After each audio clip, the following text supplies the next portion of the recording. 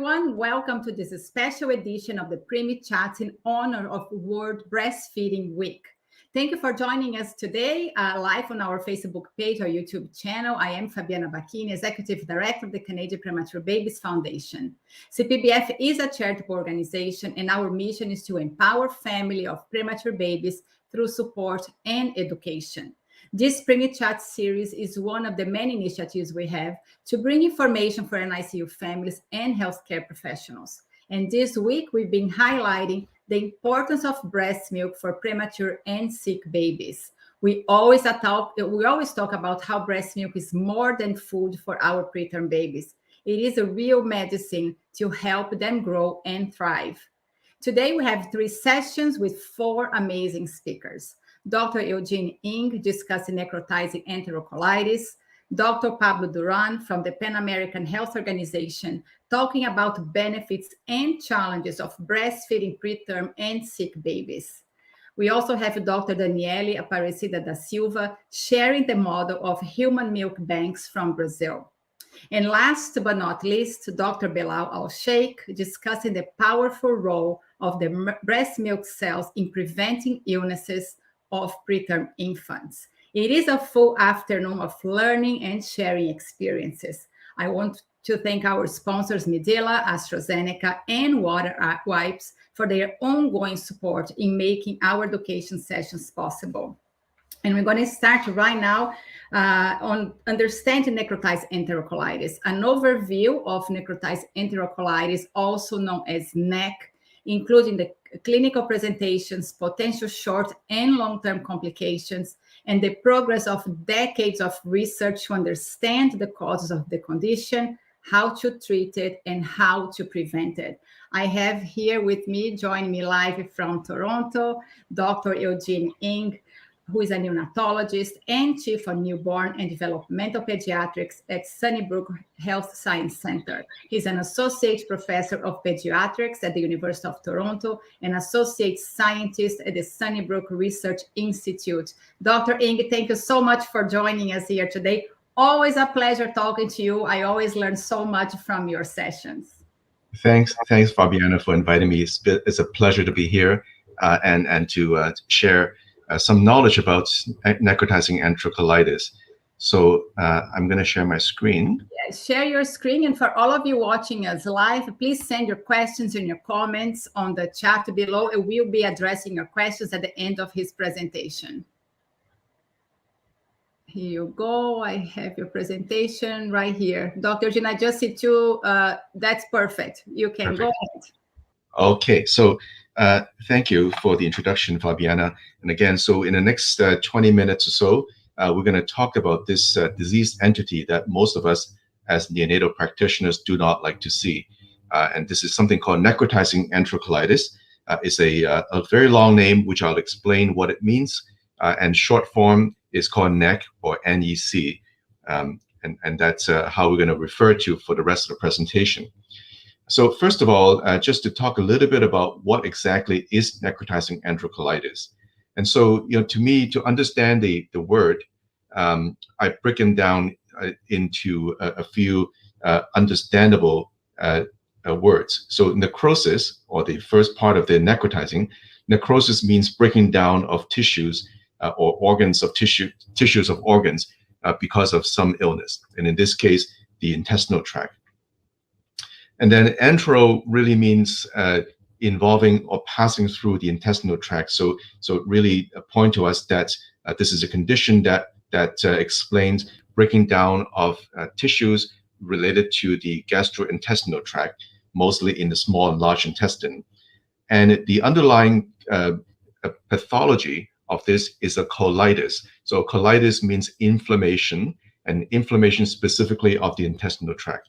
So when you put it all together, the whole word necrotizing enterocolitis is really a serious health condition that involves inflammation and leading to breaking down of some of the tissues of parts of, or sometimes the entire intestinal tract.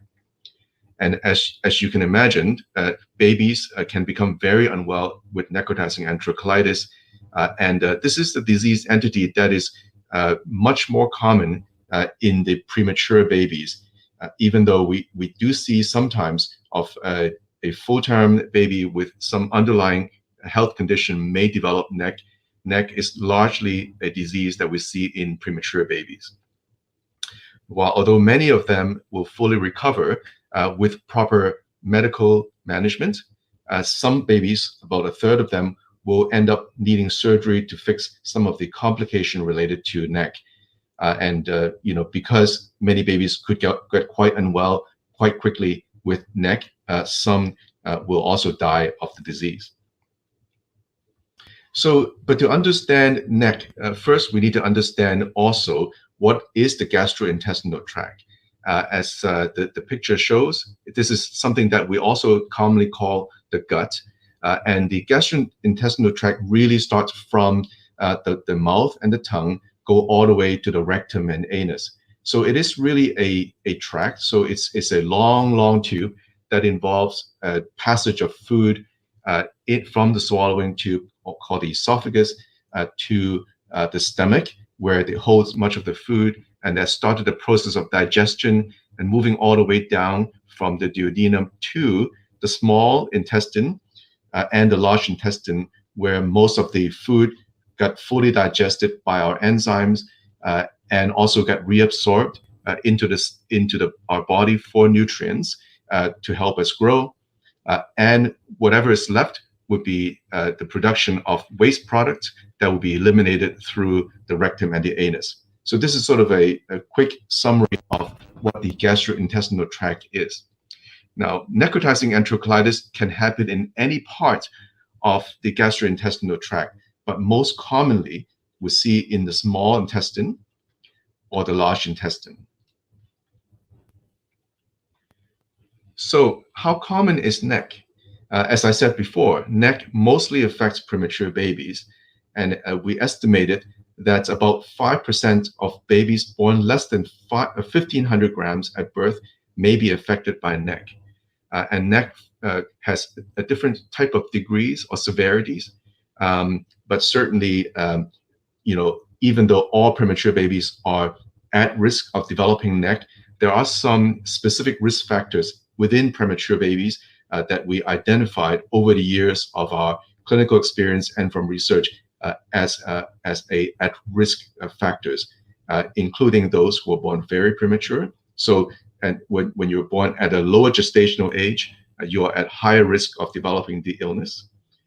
And especially for premature babies who had not grown well in utero, in a phenomenon that we call small for gestational age or intrauterine growth restriction. Some of those babies, because of some of the issues with blood flow inside before the babies were born, may have compromised the gut and increased the risk of developing NEC. And of course, those babies who had lots of other medical problems in the first few weeks of life could also be at risk of yet another complication of prematurity, which is NEC. So, but you asked me what exactly causes NEC.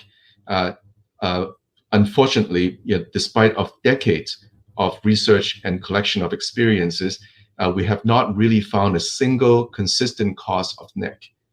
And so, we really couldn't target the prevention of NEC because we don't know exactly what caused it. What we understand about the mechanism of NEC by studying animals and looking at sections of gut that were affected by NEC from human beings, for example, is that we have a number of theories thinking that, first of all, NEC is likely caused by a number of factors, something we call multifactorial cause as opposed to a single cause. And we don't know the exact interplay and the interaction between the different of these risk factors, but certainly in the presence of a number of these factors, we think that could lead to NEC. So therefore, it's not a single cause. It's probably likely to be multiple causes, and we only know of the association. We can't really say that they are truly cause and effect. So we know that because NEC affects mostly premature babies, so somehow the premature intestinal system must have something to do with the development of the illness. We also understand that because premature babies may have a weaker immune defense response because they're not well developed, that could also lead to some issues with bacteria invading into the intestinal tract, which may be a part of the cause of NEC. And so jumping down to point 4, talking about bacteria or viruses presence. And as you know that bacteria or viruses presence in the intestinal tract were not that uncommon, even in healthy individuals. But because of various factors, such as, as listed here, intestinal injury that may have been related to, being born prematurely, or that there are some compromises, including using of certain medication that may compromise the blood flow of the intestinal tract, or the use of antibiotics. And we will talk about that a little bit more at the end when we discuss probiotics, because the use of antibiotics, which is quite common for premature babies, sometimes will also change the healthy bacteria in the intestinal tract into more sinister bacteria, which could also use some of the opportunities like some intestinal injury or relatively lack of blood flow, oxygen delivery to the intestine to invade the intestine. So the interplay of these factors, including the third point, which is sometimes when there's not enough blood flow or oxygen delivery to the intestine, may lead to the development of NEC. The last point is interesting, and I don't really want to suggest that food is not good, because that's not the case. But bacteria will need substrates, and so the presence of food is often related to the development of NEC. For example, we don't see a lot of babies who had not been fed develop NEC, and so usually these babies were fed. But the type of food will be important, and in the spirit of talking about breast milk, this is an important discussion point, which I will talk about a little bit later.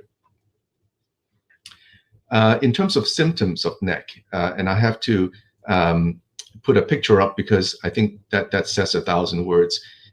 Often, the presentation of NEC is not very subtle.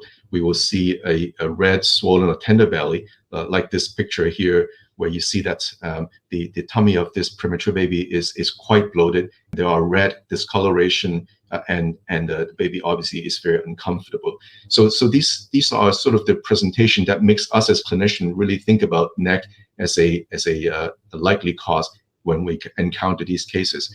But sometimes some of these symptoms of NEC are also quite non-specific, and it may take a lot of investigations or monitoring to really establish diagnosis of NEC.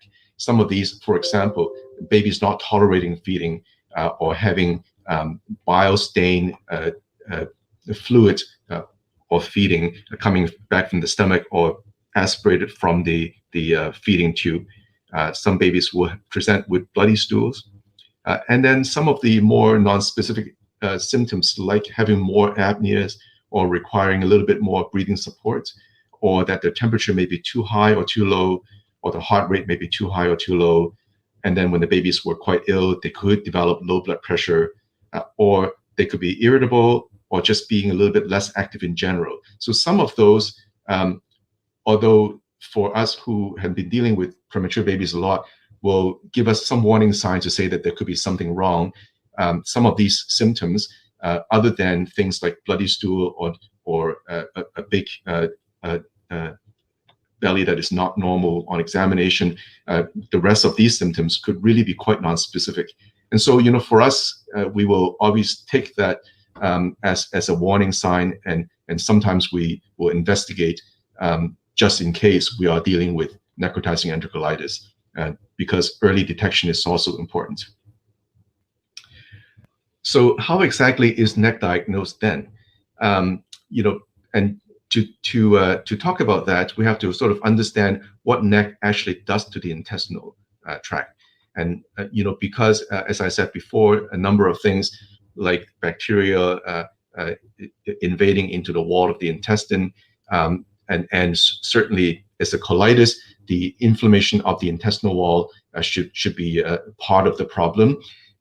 So we actually could see, if we perform an X-ray that the intestinal wall is becoming quite inflamed, and so they could be swollen. And sometimes we also see little gas bubbles within the intestinal wall, which is a term that we call pneumatosis. And those, when you see those on X-ray or ultrasound, that to us is definitely a diagnostic features of necrotizing enterocolitis. Sometimes when a baby has a diagnosis of NEC, the intestinal wall can be so weakened that literally a hole can be formed. And so that's something called perforation, where gastrointestinal contents or gas could be leaked out to the abdominal wall. And in that case, it will become a surgical diagnosis, and those babies will have to go to a surgical center for evaluation and treatment. By and large, necrotizing enterocolitis is a clinical diagnosis, and so it really required the clinician to pay attention to the signs and symptoms of potential NEC, and then to do X-rays or ultrasound, mainly to confirm the diagnosis and also to determine how serious the condition is. And I mentioned ultrasound at the end because that's sort of a new tool that we have as an adjunct to help us establish a diagnosis of NEC or to help rule it out. So I'm going to show a series of X-rays and I'll walk you through it. On the left of my screen here, this is what a normal abdominal X-ray looks like for a preemie. So you can see that there's a feeding tube that goes into the stomach, and then you can sort of see a very even gas pattern of the entire small and large intestine. And so this is what we call a normal gas pattern in a baby with no problem whatsoever. On the right side is a baby with an established diagnosis of NEC. And so it's a few things that I've mentioned to you before, that you can see that this is the stomach. This is where the feeding tube goes down. It's quite dilated, so it's quite swollen. And you can appreciate when you compare to the normal looking bowel, the gas pattern going down is not quite normal. And there are a little bit more swelling. And you see that the white part, which is the abdominal wall, is thicker than what is normal. So that just means that the abdominal wall could be swollen. And you can see on the right side, there are these sections of the intestine where you can kind of appreciate that there are sort of bubbly appearance. And this is what we call the pneumatosis, or that the presence of gas within the wall of the intestine. And so when we see things like these, that to us is a diagnosis of NEC until it's proven otherwise. So this is a typical picture of a baby with necrotizing enterocolitis. And so sort of I try to explain a little bit about the abdominal wall. And so this is a diagram that I found from About Kids Health, which is a good website for many information for parents on different neonatal conditions. So as I said, if there are presence of NEC within a certain parts of the intestine, you can see that they become red and swollen compared to the healthy intestine, which really shouldn't have that appearance. When we look at a section of healthy bowel, so this is a thin slice cut through on a microscope, you can kind of see what a normal intestine look like. This is the intestinal wall, which is normal, and it's a nice color, and it's even with this is the inside of the abdominal, so of the intestinal tract, and it's quite normal looking. Compared to the one with NEC, you can kind of see that, first of all, the section of the intestine is quite swollen. There are lots of inflammation, so that the color is becoming redder. And also the formation of gas bubble within the wall of the intestine that we call pneumatosis. And these are the bubbles that you see when we look back at the X-ray at some of these sections of bubbles on the X-ray. And if there are further complications, as I said before, sometimes the intestinal wall can be so weak that gas leaked out. And so this is what we will see on a fairly dramatic looking X-ray, where gas is black on an X-ray. And so first of all, this intestine is massively swollen. And you can see that the presence of gas that is outside of the abdominal, outside of the intestine into the abdominal wall, where gas are not supposed to be present. So this is a liver, these are the intestine, and you can see that there are extra gas present everywhere within the abdomen. And when you look at the X-ray from the side, you can kind of appreciate that these are the very thin and swollen intestines, while there are free gases lying around in the abdominal wall. So when we see things like that, this baby will require a transfer to a surgical center for management immediately. So, but that's not always what happens. And most of the time, NEC could be treated medically, and babies will recover quite nicely. So how is it really treated? I think first, most important is to rest the gut by not providing milk feeding, because that will further put stress on the gastrointestinal tract. So typically, we will not feed these babies, and then they will be supported by intravenous nutrition and fluids. We tend also to put a feeding tube into the stomach, even though we're not feeding through it, just to relieve some of the air pressure from the stomach and intestine that is built up because of the disease. And of course, the rest of the treatment is largely supportive. So some of the babies may have more apnea or breathing difficulty because the tummy is so distended, or maybe they felt ill. So they may actually need various forms of breathing support, like a respirator or a CPAP machine. And because we're not feeding, we need to use an intravenous line for nutrition and for fluids, and also for antibiotics. And if the baby needed blood pressure support, we can provide that. If the baby needed transfusion, we can do that. And most of all, many of these babies are quite uncomfortable, so pain control is also very important. And I mentioned the use of antibiotics. And even though we have not established that NEC is a bacterial infection, because we have never really consistently found bacterial presence in the bloodstream or in the bowel in these cases, the use of broad spectrum coverage of antibiotics is also quite effective in treatment of NEC. And we usually treat it for about a week or two. And of course, to frequent monitoring initially by X-ray, looking for development of complication and look for improvement is also important. And not to mention that the baby needs to be checked all the time. And now, as I said, in most cases, NEC will respond to medical treatment, and most of these babies will be able to feed again afterwards without any problems. But in about a third of the cases, babies may need surgery either because of the perforation that require draining of the air or the fluids out of the abdominal wall, and or there are sections of the intestine that are so diseased that they need to be removed. And so when these happen, will obviate the need to be transferred to a surgical center. In fact, when we are in places where we are, at Sunnybrook, for example, where the baby had to be traveled some distance to a surgical center downtown, sometimes we also would choose to move some of the babies downtown earlier before they got sicker, so that the surgeons would be right on hand when the babies deteriorate. But that being said, so that's still the minority. So the outlook of babies who had NEC is usually quite good when it's adequately treated.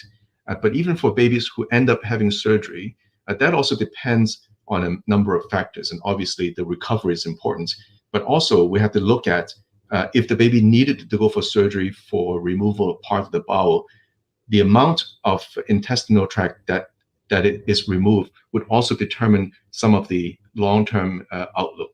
As you know, when I explained earlier about the function of the intestinal tract, because these large and small intestine are responsible for absorption of nutrients for the bodies, if we have to remove too big of a section of these intestine, that may come into issues with absorption of nutrients. And that is one of the complications that would be long-term, that requires some specialist help in the long term to figure out how to deal with that. So now it gets to this point where we really should talk about prevention. Now, because we don't know the exact cause of NEC, and there's no one consistent cause of NEC, even with some of the understanding of cause and effect, we really cannot prevent all cases of NEC from happening. But I think with our understanding of the disease and the treatment and the prevention, we could work on reducing the risk of NEC in babies. So, and what are they? There are many things, but I would like to talk about breast milk. Decades of research have shown that babies who are fed with human milk, whether it's by mother's own milk or by donor breast milk, are less likely to get NEC compared to babies who were fed with only formula. And what are the reasons for that? I think there are many different reasons. First of all, as we all understand, human milk is made for humans, and so they are naturally easier to digest than anything else. But more importantly, breast milk contains lots of elements that will not only help the intestinal tract cells mature, but there are also many substances that will help or play an important role in fighting infections or in some ways NEC. So if you look at briefly at the composition of breast milk, there are many factors.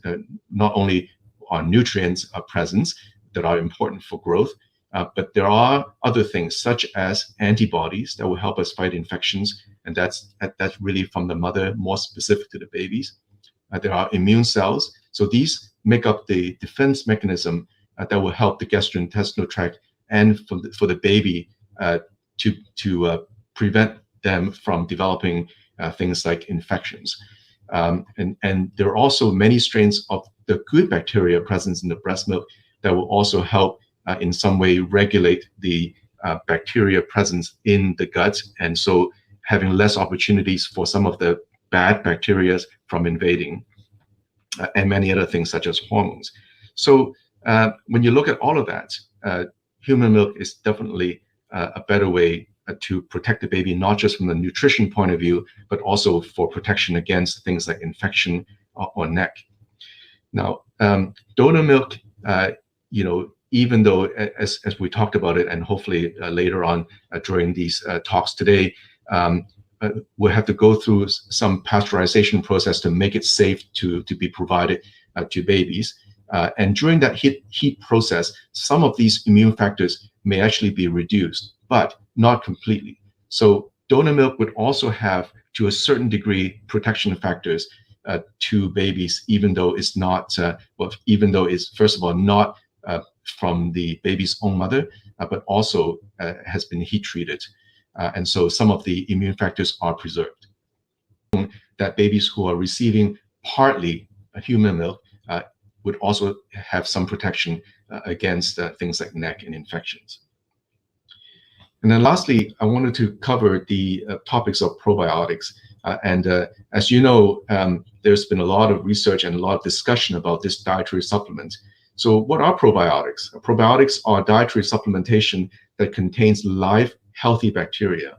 And these good bacteria, just like the one present in the breast milk, and a few strains such as lactobacillus or bifidobacterium, they do have roles not only in protection, but they actually have roles in helping the baby digest some of the nutrients and in the development of the immune system in the gut. But more importantly, it has a potential role in the prevention of NEC and infections. Now, I say its potential roles because, in many research, if you look at all the different studies that were done, we really haven't really have a well-established formula in terms of what strains is best to use, and in terms of how long do we need to treat it for, what is the exact dosage to treat for. So when you look at there's a variability in some of these studies in looking at these elements of using probiotics. But needless to say, the principle of using probiotics itself, I believe, has a very important potential role in prevention of infections and of NEC. And lastly, when we look at there are many other factors that may play a role in reducing the incidence of NEC, such as the consistent use of a feeding protocol to feed babies in the NICU may also help. So there are many factors, and I believe the combination of different factors, and there are many studies that are ongoing looking for other different strategies as well, together will lead to a reduction in the incidence of NEC. and hopefully to prevent it one day. So thank you, and I'm going to stop here, and hopefully there are some discussion and questions you can ask. Thank you, Dr. And you can see it on your screen, so you can see us. Thank you so much for this presentation. I always enjoy learning from you because I feel that you explain so well for all of us who are not in the medical field. I'm going to start asking a question from Matt Coe. I'm sorry if I mispronounced your name. She's joining us from Poland. And her question is, I know that mother's milk or human milk can reduce the number of NEC episodes. According to data presented by NEC Society, a human milk diet can reduce NEC incidence by almost 80%. Is this reduction really that significant? Thank you for joining us today. Thank you very much. That's a very good question. I think, we have been in the business of using, try to do exclusive human milk for some time. And, we have seen dramatic improvements. Now, I mean, I think NEC is sort of an interesting disease. I mean, I think, despite of many efforts, we can reduce the incidence. I mean, 80% reduction it may be sort of it looks very significant. But if you reduce the incidence from, for example, 12% to 6%, that's 50% reduction. And so I think, there's two prongs to this question. One, first of all, I do believe that the use of human milk itself, if you compare to, let's just say, what are you comparing to begin with? So are these babies with who are fed no breast milk to all breast milk, or is it some breast milk to more breast milk? So I think it's sort of a combination. And so, I don't know if the exact effect is that consistent, and 80% seems to be very high, but I think it can be achieved.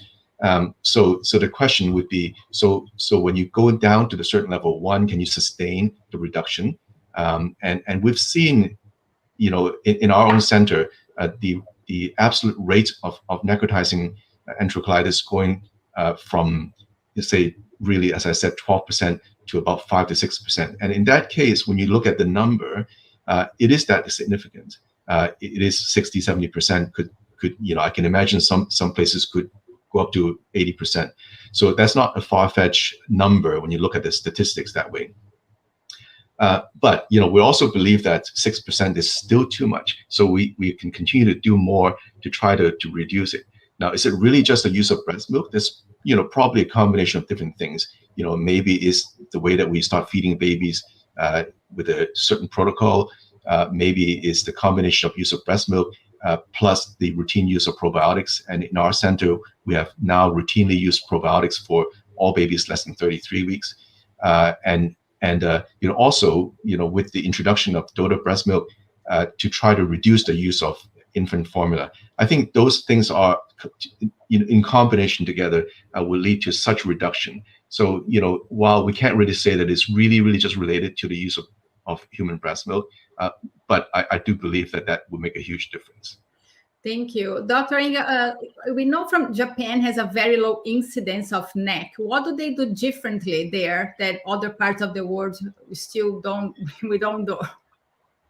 Well, I mean, there are different things, and that there are also, occasionally we hear certain practices in certain countries. For example, there are places that would use fresh breast milk that has not been frozen or refrigerated, and whether that actually will confer more protection, we don't know. And there are places who would feed baby much earlier and use much sort of a faster protocol to advance feeding. But if you use exclusive human milk, that seems to be safe. And so there are these practices that people are still investigating. But we also have to remember that NEC as a multi-factor disease would also have a geographic variation in incidence. So there are some countries where NEC is literally not seen, and in some places where NEC is seen more often. And that's very hard to explain, and I don't think that people really do understand the exact reason for it. But yes, when you look around different units across the world, there are definitely places that see much less NEC than others. So maybe that's what it is as well. Okay, so our next question, let's go back to the probiotics. So you mentioned that your unit is using probiotics, but this is still not a standard of care for Canada. I know Dr. Alshek will also address the use of probiotics later on today on his talk, but what is the situation that you know in Canada in terms of probiotic right now? So, I think I just sort of remember some of the national meetings that we had where not all the units are adopting probiotics. Is largely because there are many clinical trials across the world, and we have not found a consistent message in terms of the result. And there are some trial where it shows that that there's no difference. But really, if you look at the variation in the trial as well, you will also understand that the type of probiotics people use that are studied in these research are not all the same in terms of who gets antibiotics, who gets probiotics may not also be the same, and in terms of the exact dosage, because again, this is kind of a food product, and also the duration of treatment, all of that plays a factor into the consistency of the result. So while there are some people like ourselves who are convinced of the role of probiotics, not everyone is convinced of the exact one. So I think there are still ongoing studies on studying a little bit more detail about the use of probiotics. So I think that's why it is not completely adopted as standard of care. Okay, so let's see what the more research is going to show us hopefully in the near future. Dr. Inga, another question in regards to fortifiers on the milk. There's difference between human milk fortifiers and bovine fortifiers. Do we know if that plays a role on decreasing the risk of NEC? Very good question. I think, first of all, in different research study, we have never really established that the use of fortifier, no matter which kind, was associated with the development of NEC. So just to clear that, I think fortifier is fine, and obviously, if you have the luxury of using human milk fortifier, like the human milk fortifier, it could potentially have a further reduction in the development of NEC. So it's hard to say whether that makes a huge difference. I think because human milk fortifier is also very expensive. Not every places have adopted the use of it, and I know the sort of the landscape of this country. There are certain places that has a specific indication for using a human milk fortifier, but the majority of the units are still using cow's milk based fortifier, and it's because we understand that the use of that is quite safe, and there's been really no clear evidence that is associated with NEC, and so therefore most of the places are still using that. Okay, so our next question, thank you for that. Sarah joining us from Barrie. Sarah, it's our regular guest here. What age does the risk of premature baby developing NEC subside?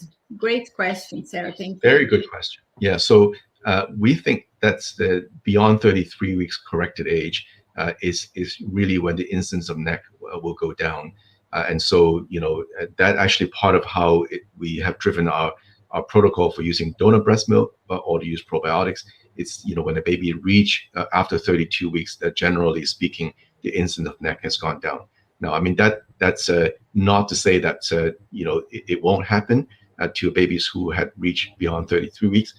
But, at that age, and so, speaking for our own feeding protocol, if the baby are using partly donor milk by 33 weeks, we'll start to wean that off because the risk of NEC, even while using formula, is not very high at that stage. Okay. Dr. Inge, thank you so much for joining us here today. Always a pleasure learning from you, having you here in our sessions. I really appreciate your time today. Thank you for inviting me again, and it's my pleasure, Fabiana. Thank you. Take care. And for all of you watching us live on Facebook and YouTube, stay tuned because we're going to take a short break and we'll be back in just a few minutes with Dr. Pablo Duran and Dr. Daniele Aparecida da Silva joining us live from Uruguay and Brazil. So stay tuned. We'll be back in just a few minutes.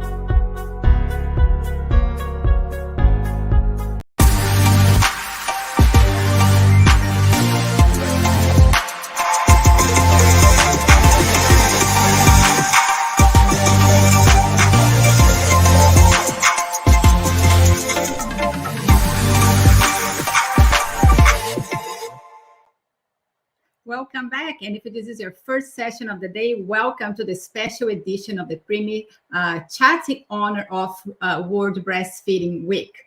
Our next guest will discuss the benefits and challenges of breastfeeding for preterm, small, and sick babies. We have a wealth of sufficient evidence about the importance and benefits of early initiation of breastfeeding, skin-to-skin contact, and exclusive breastfeeding up to 6 months and extended to 2 years. Particularly in the case of premature, small, or sick newborns, the benefits are in many cases even greater. However, despite this, the situation is far from desirable. This presentation will focus on the importance of comprehensive, nurturing, and evidence-based care, presenting the different strategies available. So I have here join me live from Uruguay, Dr. Pablo Duran. You are mute. You can unmute yourself. He's an associate professor from the Department of Public Health at University of Buenos Aires. He has more than 25 years of clinical experience as a researcher and expert in epidemiology, monitoring and evaluation of policies and population interventions in maternal, newborn, and child health. He's also the regional advisor on perinatal health at the Latin America Center of Perinatology for the Pan American Health Organization, the World Health Organization. Dr. Duran, thank you so much for joining us here today. Thank you. Thank you very much, Fabiana Bacchini and CPBF and all the participants that are joining the session this afternoon. Okay, so let's bring our next, our other guest joining us live from Brazil, Dr. Daniela Aparecida da Silva. She will present on the Brazilian approach to human milk banks, which is focused on supporting the lactating parent. She's a food engineer with a PhD in women's and children's health science and a master's degree in agricultural microbiology. She's a technical consultant of the Global Network of Human Milk Banks, where she's been working for 20 years. Currently, she's coordinating the reference center of the Brazilian Network of Human Milk Banks, located at the Oswaldo Cruz Foundation of the Ministry of Health in Brazil. Daniele, what a pleasure to have you here with me. I guess you're my first Brazilian, my fellow Brazilian, joining me on the Preemie Chats, and I'm so happy to actually showcase something that Brazil does really well. So thank you so much for joining us. Thank you, Fabiana. The pleasure is all mine. Thank you, and thank you for the Canadian Premature Baby for the invitation. Thank you. So we're going to start with Dr. Duran. Dr. Duran, I do have your slides. I'm going to bring you here on the stream. And for all of you watching us live, please send your questions and your comments. We will address all of them after Dr. Duran and Dr. Da Silva presentation. Thank you. Thank you. Thank you very much. And as Fabiana mentioned, the topic of my brief presentation will be on discussing benefits and mainly challenges on providing providing care to preterm, small, and sick newborns, mainly related to breastfeeding. I don't know, can I move from here? No? Yes. We know that every decision or every omission in any point along our life may have consequences in further steps in our life. And regarding health, we know, and there's a large amount of evidence that along the life course, during adolescent, adulthood, pregnancy, prenatal, delivery, postnatal, infancy, the conditions will contribute positively or negatively to different health, well-being, and development conditions. On this side of the figure, we can see that the most conditions that affect disability and development are those in the red or orange color, which involve HIV and STIs, but other infections. And I would like to highlight maternal and neonatal conditions and nutritional deficiencies, which are those with dark red color here. The other set of conditions are related to chronic conditions, cancer, cardiovascular diseases, and the last main component are those related to other chronic conditions as diabetes, sense organ diseases, neuromuscular, etc. And the last portion is related to injuries and self-harm and violence. But you can see that depending on the socioeconomic conditions of the countries, the contribution of these conditions is different. So in low socioeconomic settings, the nutritional deficiencies and maternal neonatal conditions contribute largely to the burden of disease, disability, and development. And if this is the case in general, if we can move to the next slide, please. And as I was saying, that along the life course, the interventions can contribute positively or negatively if the accessibility of the quality of care is not adequate to the outcomes in different stages. And we can see here what is within the pandemic. This graph represents the situation in 2020, and this graph, sorry, because it's in Spanish, but it's not already translated, related to 2021, that the family planning, the accessibility to family planning, antenatal care, care during birth and delivery, essential care to newborns, and postnatal care as the main conditions are affected in more than 50% of the countries that reported to this survey globally. This graph here on the right corresponds to Latin America and the Caribbean on 2021, and we also see that the situation is also severe in terms of affecting the interruption of essential interventions along the life course. If we move to the next one, please. So this situation related to the pandemic comes over the situation which is not adequate. In Latin America and the Caribbean, 2 out of 5 newborns are breastfed during the first hour of life. And this situation, that it was the case during the pre-pandemic stage, we expect that be worsened in the coming years. If we move to the next one, please. We estimated the potential impact of the pandemic on exclusive breastfeeding under 6 months of age between 2018 and 2030, and based on this even low frequency of exclusive breastfeeding during the first months of age, the situation after the pandemic, during the pandemic, the year 2020 up to 24 or 25, there will be a reduction on providing breastfeeding to our babies. So we expect that the situation will be worsened during the coming years. The next one, please. So if this is the situation, we need to reinforce the need of sustaining, protecting, and promoting the adequate interventions in order to promote and implement early initiation of breastfeeding.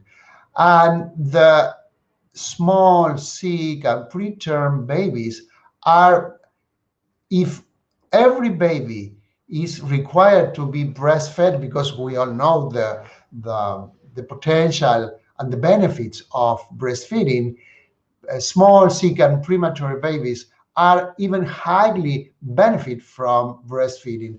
So based on that, the Baby Friendly Hospital Initiative launched a specific guideline focused on these babies that specifically provides inputs, recommendations for those infants requiring medical care beyond the routinely provided those newborns that are usually separated from their mothers because of their clinical conditions, or infants require special procedures, for example, phototherapy or other supplementation. This guideline also involves all inpatient newborns except those affected by rare metabolic diseases that obviously will be benefit from breastfeeding and human milk. And for many, it will be the mean that will contribute for their survival. So it's essential to first to know and then to promote the implementation of this guideline. So I'm going to go. I'm going through this guideline. If we move to the next one, please, highlighting the main recommendations that are related to the 10 steps to successful breastfeeding. And these 10 steps involve, at first, the role of facilities in providing neonatal services to small, sick, and premature babies. And this involves the availability of guidelines, policies that are known by the policymakers, but mainly from all the staff. And these guidelines should promote and involve the implementation of skin-to-skin care, establishing and maintaining maternal milk supply, providing supplementation when it's clinically required. But the other condition that is required to be implemented within these 10 steps is promoting individual and unit-based indicators to follow up growth and development of these newborns. Also, the staff competencies in terms of providing pre-service and in-service, receiving pre-service and in-service training, and also the regular assessment of their competencies in terms of promoting breastfeeding in small, sick, and newborn babies. We talk about the provision of care along the life course, and these 10 steps also involve the need of supporting antenatal care, providing education and counseling regarding lactation and breastfeeding to pregnant women, and providing information on the importance of early colostrum production and early initiation of breastfeeding. But it's also important for mothers and families to be aware of the benefits and the importance, and requesting for at the health facilities to be able to early initiation of breastfeeding and provision of maternal milk. Also, the provision of care and the right of implementing these early interventions as skin-to-skin care, delayed cord clamping, and early initiation of breastfeeding as the main and most important early interventions, not only in terms of survival, but also in terms of improving the life along the life course. These three interventions, skin-to-skin care, delayed cord clamping, and early initiation of breastfeeding, are absolutely important and possible to be implemented in premature babies if the clinical condition allows that. But most of them will be possible to implement skin-to-skin care, delayed cord clamping, and early initiation of breastfeeding, even in premature babies. But most of the time, this is not adequately implemented and offered in health facilities. The provision of support to mothers for breastfeeding during the in-hospital stay is important. The provision in those cases that are required of other ways of providing maternal milk when breastfeeding is not possible is also important to be strengthened. And the possibility and right, it's not only the possibility, but the right to stay together, to practice rooming in and allowing the mothers to stay with their babies. And the responsive feeding, which is the 8th step, that implies that depending on the gestational age, the babies may not exhibit any feeding cues during the first week of life. So it's important to allow the parents to be provide the care with the health staff in order to identify these cues and to know how to identify when the baby has to be fed, because these small babies sometimes do not express their needs as babies that are born at later gestational age. The 9th step talks about the use of bottles, teats, and pacifiers, and the main idea is that there's no need to evaluate the possibility of providing feeding with bottles or alternate methods before initiating breastfeeding, even in preterm babies. So preterm babies need to be fed as the first line as other babies, promoting breastfeeding and maternal breast milk as the first option.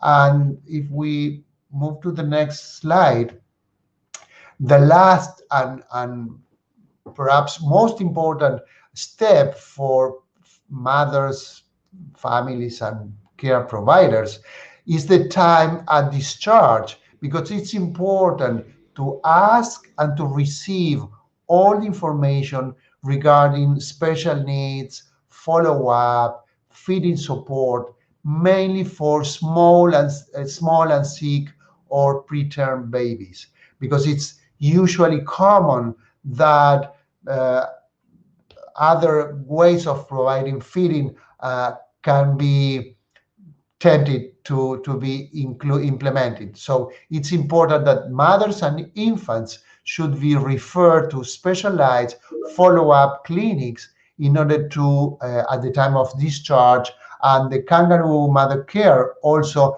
where it is implemented to be continued in the outpatient family settings in order to promote not only the feeding, not only the nutrition, but also the comprehensive care, the nurturing care, and for that, the counseling on continuing exclusive human milk feeding should be provided at the time of discharge, and mothers and families should be promoted to ask questions and to have all the information in order to provide the adequate feeding at home. So if we move to I think it's the last one, this comes from a technical document, and I want to highlight these words, these phrases that are underlined on red, because premature babies are many times separated from their mothers, and they are routinely supplemented and fortified with other means that are not maternal milk. And it's important to reinforce the need that even in preterm babies, mother's milk, human milk, is the first option, and preterm babies need to be the care provided to preterm babies need to be the best option, and human milk and nurturing care is the main option. But the most important challenge still now is to provide a widely accessibility to the information and to the care that we are talking now. So thank you very much. I think the last one. Thank you very much for your attention, and I will be open for questions and comments. Thank you.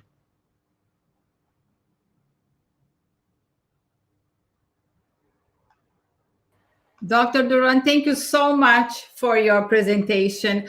We are going to have a Q&A, but I'm going to bring Dr. Da Silva to the screen. And while we get ready for her presentation, I have a question for you, because it is very distressing for us to watch what is happening in the world in the ICUs right now with separation of parents and babies. And we know the evidence. There is no question about it.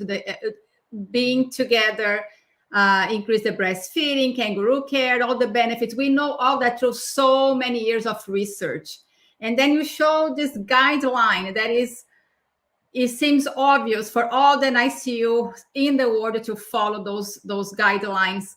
And now we see the separation happening. How are we going to build back once the pandemic is over, or during the pandemic? Because this is not going to be over tomorrow, unfortunately. So how can we build back the trust that parents can be with their babies safely inside an ICU to promote better long outcome for the babies?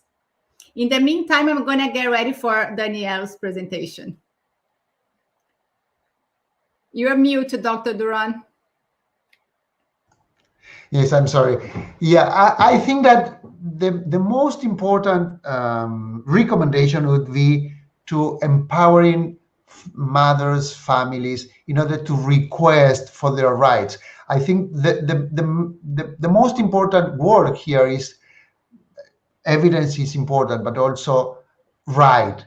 I think this is an absolutely right, and we need to reinforce for families and parents for requesting and exercising their rights in order to be able to access to exercise these rights. But also, and this is what we are trying to work with policymakers at the different countries and managers at health facilities, to address the steps, to address the regulation and norms. And we see that year after year, this is going to be introduced slowly, but with raising the voice of the families will be great in order to make the change happen faster. Dr. Duran, are we going to see a generation of COVID babies that probably, or hopefully not, but not have the same outcomes as babies who had parents present 24/7? Yes, yes, absolutely. We are trying to monitor the outcomes, as I have shown regarding breastfeeding. Other potential impact would be present. So the important is that based on these estimates, we could be able to change the situation soon.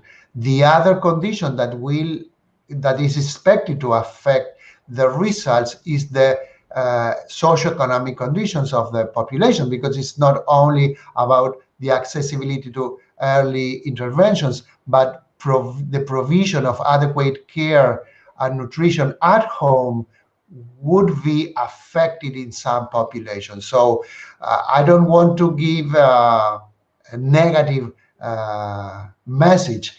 Things can change, and things can change at the health facilities and also at home. So if families provide nurturing care, are involved, provide kangaroo care mother, etc., will reduce the negative impact of this situation. So this is important, that the civil society, the families, and the responsible for implementing the policies will work together on reducing the impact and changing the situation.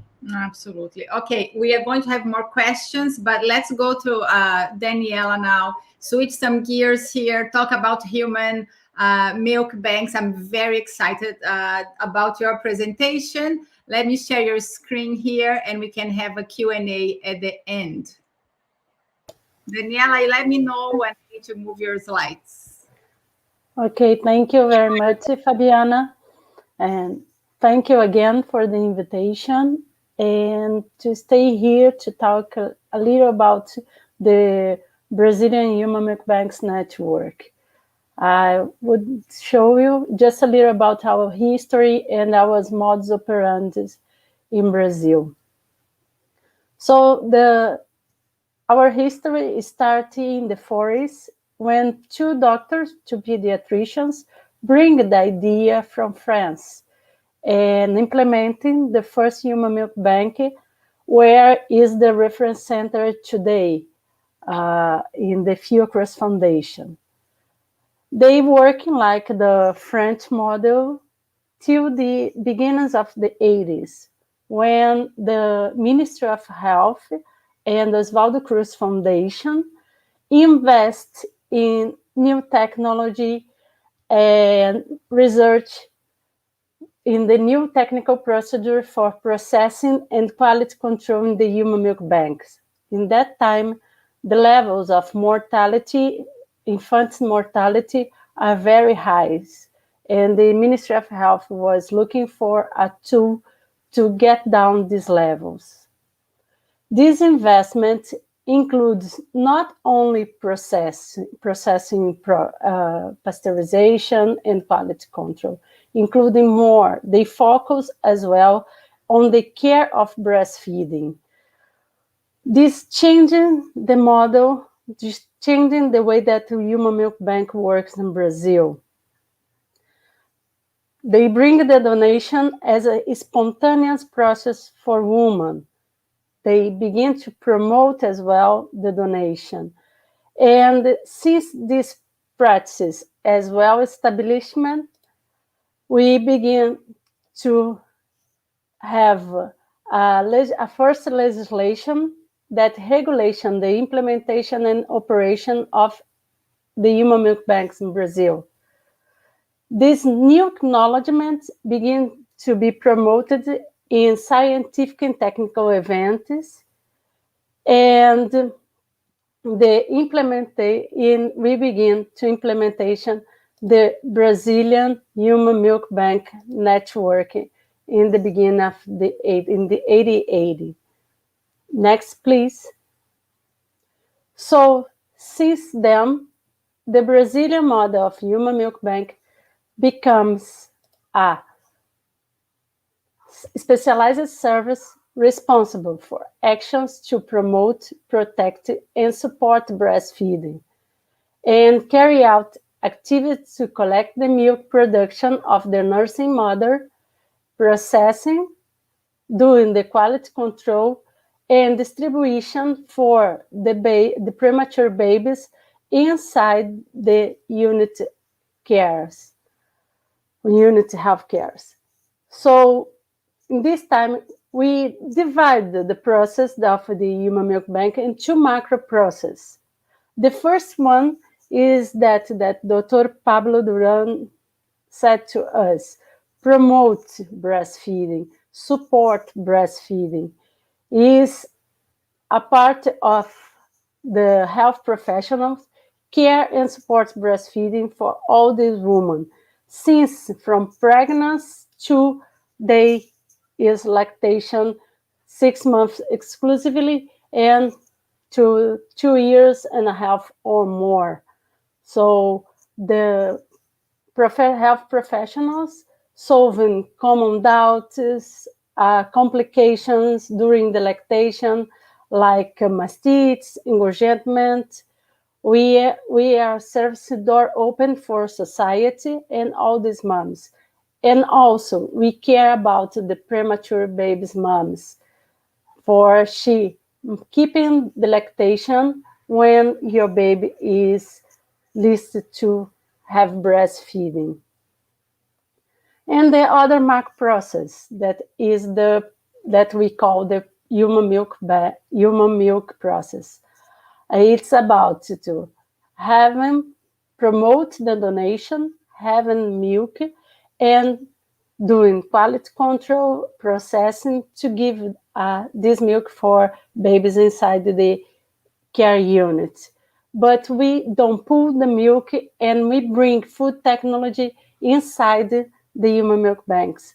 We bring some quality control practices like acidity test, chromatoxicity test, point the physiology of the human milk, like if it's colostrum or mature milk, and these keep us special bottles of milk to respond the needs of these babies inside the ICU.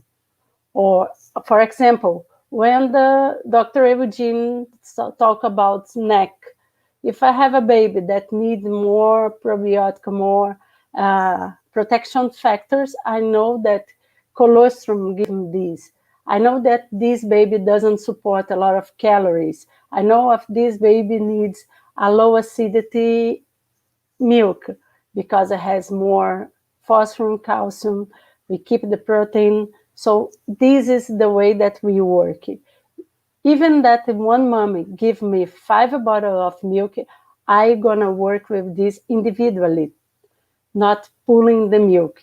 So we have a lot of human milks to answer the nutritional need of the baby and keep the food and nutrition security inside the unit care, the ICU. And we also work with dynamic quality control based on the HCCP and ISO system. I have to tell you that this is all part of Brazilian policy to protecting the breastfeeding. And so all this work is free. And all this technology that we apply inside the human milk banks, it's trying to keep the rigor technical and low cost. Next, please. So this history, and when I said we bring in all this process and standardizes process, we adapt it to a current legislation. As I mentioned before, serving as a reference for the implementation and operation of the human milk banks. And these help us to do the expansion of the network, ensure the standardization of this service. Next, please.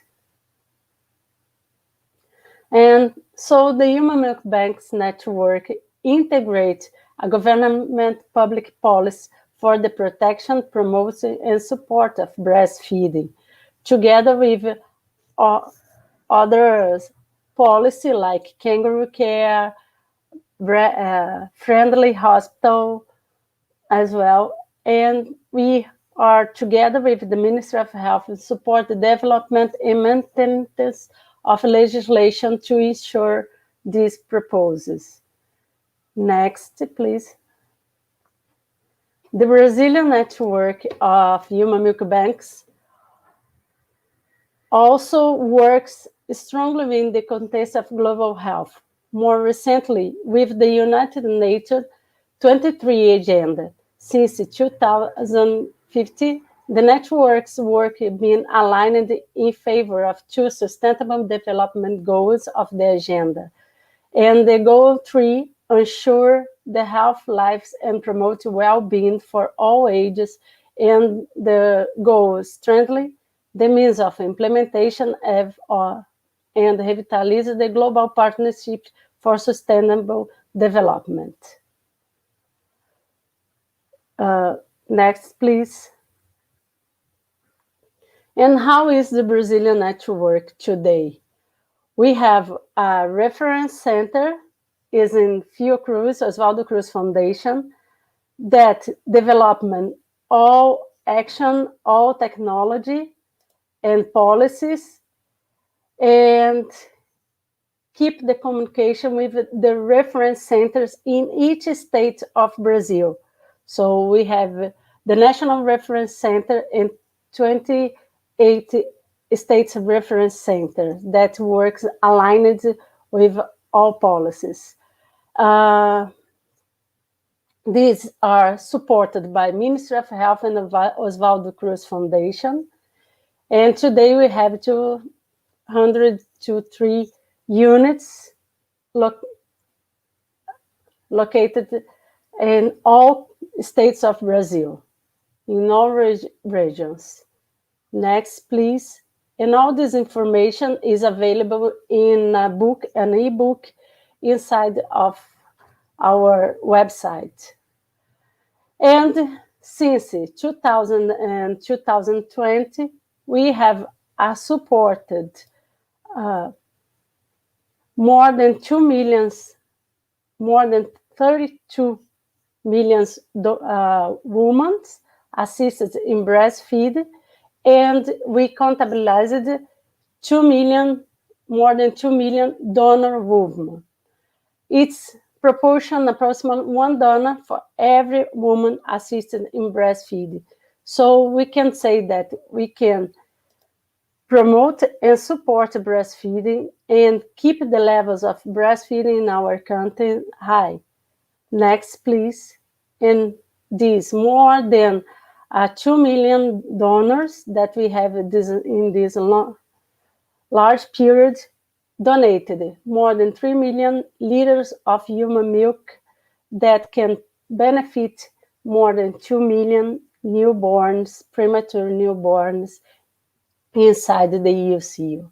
In the picture of the bottom, we have the percents of these liters of milk donated with each region in Brazil. We have 5 regions: North, Northeast, Central East, Southeast, and South. The most part, there is a big number of human milk banks in Southeast, when we have the biggest state network in São Paulo with 53 human milk banks, and by the Central East we have Brasília, the Federal District of Brazil, that is autosufficient of human milk bank. What I can say about this? It's all milk banks inside has the give milk support all newborns inside the Federal District. They doesn't use canned formula or any product. All hospital has human milk to offer, pasteurized human milk to offer. Next, please. And how do we reach these numbers? Our mods operates, we have adopted this network is made up of people. We care people and we work with people. We are not a network connected only by cables, but we have the same objective, to promote the care breastfeeding. So this acknowledgement that make us partners, and one of the points that connect us, this network, is education, is the acknowledgement. So we started to grow up with a education program in process and quality control that equips professionals to work in human milk banks. Since 2010, this education program has been offered by remotely platform education. So this is the entrance of this course, next one. And next, please. And this education program is based in technical standards and guidelines, that legislation and that guidelines with good practice in human milk banks, and technical recommendation that we have.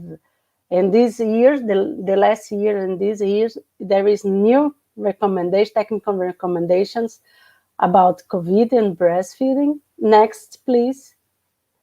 And this is our fluxogram of work and our technical normatives that we work in. So a professional that has this education, this course, gonna know about the counseling, about how to keep the safe of the donor, of the professional, and how to process human milk, how to keep the quality during all processes, how to distribution, like I said, from the needs of the baby and from the quality of the milk, and all is integrated in this platform. Next, please. And how the network information management system works.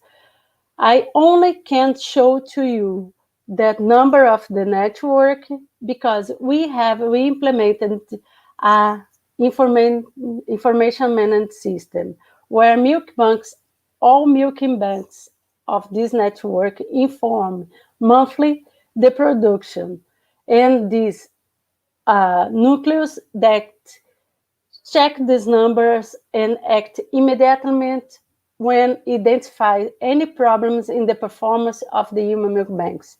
So I work during the month, point my statistic, process, and inform in this system and a web system. In the same moment, a special group, the executive secretary of this network, gonna check if everything's okay. If not, they gonna call the human milk bank to know how gonna help it, what happens, because you have less donor, you don't do the pasteurization this time. So it's immediately quality control of the information and help who needs help to work. Next, please. And how we promote the donation of human milk bank in Brazil. Since 2004, we celebrate the Donation Day of Human Donation. And since 2015, the World Day of Donate, celebrated together with entire global network of human milk banks that are 30 cooperation countries. Next.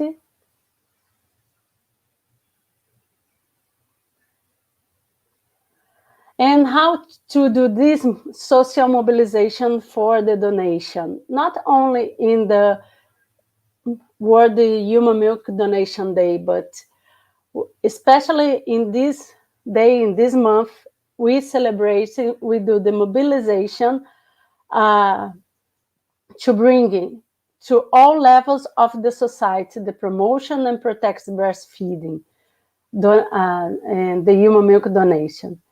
Here we have some example that we have actions in the school. So the first one that you can see a big breast and a lot of childs near of the breast. This is a school that a teacher teach about breastfeeding, the importance of breastfeeding, and they building a musical theater about breastfeeding, how important, see how good is breastfeeding, how good for the baby, for the mom. And another school above as well, working about breastfeeding. We go near of the society, in shopping centers, doing some movement in shopping, in malls, in the street, in the hospital, and as well, the Ministry of Health participates in this, doing some short films to the television, some recordings for radio, for now we have the internet, social network to explore this as well. Next, please. And even with the pandemic times, we know that with the lockdown, with that we can't be together, how the network works. In the last years, the mobilization for the International Donation Day, we work celebrating 10 years of international mobilization. And we asking in that time, we do a internet mobilization, when we ask what we can do in last year. So in this year, we begin the celebration of World Human Milk Donation Day in January, when we bring a question for everybody to develop a slogan to this day, to celebrate this day. So we begin in January with the participation of 47 countries and more than 200 suggestions about the slogan. So in March, we have the slogan that the pandemic has brought changes. Your donation brings us hope. And we begin to work. And in May, we celebrate the day with 3 days of remote event on participation with all members of the global network, but also the other human milk bank associations, bringing the thematics, the themes, what we can do more in the pandemic days. So we learned the lessons in pandemic, what we can do more. Was 3 days discussions with all workers, all scientists, all people that work with premature baby and breastfeeding. And now we are available, all the meeting, in an ebook that is available in our website. There is the address in the presentation. And we're still working for promote breastfeeding. We're still working this network, and it's also a pleasure to stay here to talk about just a little how we work in Brazil. Next. And I would like to finish the presentation with a big smile of the donor and your baby and his small donation that's gonna help a lot of premature babies.